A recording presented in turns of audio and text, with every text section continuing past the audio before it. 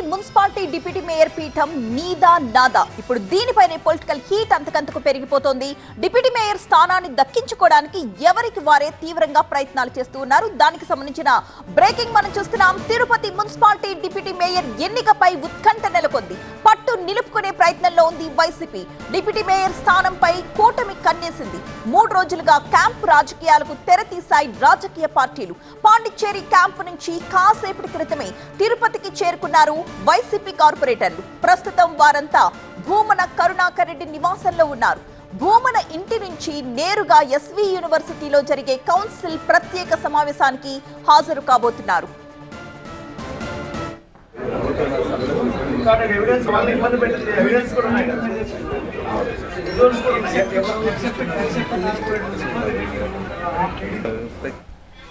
మరింత సమాచారం అందించడానికి మా ప్రతినిధి రాజు సిద్ధంగా ఉన్నారు. రాజు, కౌన్సిల్ ప్రత్యేక సమావేశం ఎప్పుడు స్టార్ట్ అవబోతుంది?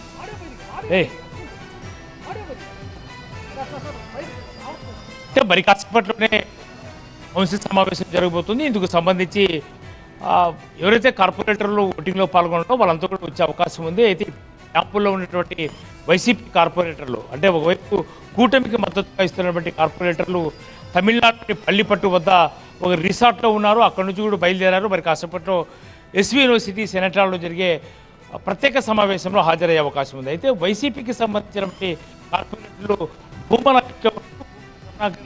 నుంచి వాళ్ళు నేరుగా మరి కాసేపట్లోనే కౌన్సిల్ సమావేశానికి ఎన్నికలకు సంబంధించి దాదాపుగా 50 డివిజన్లు ఉన్నటువంటి తిరుపతి మున్సిపల్ కార్పొరేషన్లో ఎన్నిక జరిగింది 49 డివిజన్లకైతే. అందులో ఒకటి కోర్టుతో ఆగిపోయింది.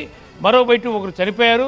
డిప్యూటీ మేయర్గా ఉన్నటువంటి అభినయ్ రాజీనామా చేయడంతోనే ఖాళీ ఏర్పడింది. దానికి ఈరోజు ఎన్నిక జరగబోతుంది. కాబట్టి ఖచ్చితంగా ఇది ప్రతిష్టాత్మకంగా మారిపోయింది. 3 రోజులుగా తిరుపతిలో క్యాంపు రాజకీయాలు పెద్ద ఎత్తున ఎవరికి సంఖ్యాపరం ఉందంటూ చెప్పుకునే ప్రయత్నం క్యాంపు రాజకీయాలు అయితే మరి కాసేపు ఎవరికి అవకాశం ఉంది. ఇందుకు సంబంధించి ఎస్వి యూనివర్సిటీలో ఉన్నటువంటి సెనెట్ హాల్లోనే కాసేపట్లో జరగబోయేటటువంటి కౌన్సిల్ సమావేశానికి కార్పొరేటర్లు కూడా హాజరయ్యే అవకాశం అయితే ఉంది.